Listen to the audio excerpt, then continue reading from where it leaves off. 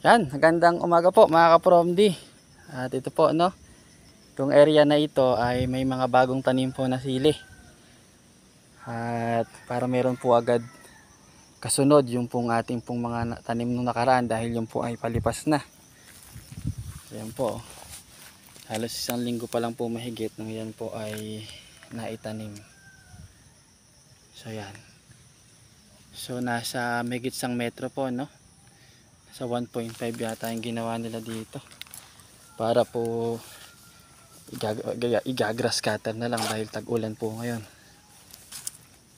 So ayan, so medyo malawak-lawak po ito, nasa 10 tray po no, nasa 1,000, almost 1,300 na siling pula, red hot po ito, red hot ang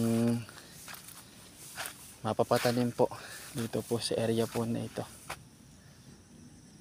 So yan po. So itong lugar po na ito mga ka-Promdi, ito po yung dating pinagtaniman po natin ng luya. So yung area naman na yun, mga pinyahan. So ngayon naman po ay sili. So ginagawa po natin yan sa pagtatanim po no.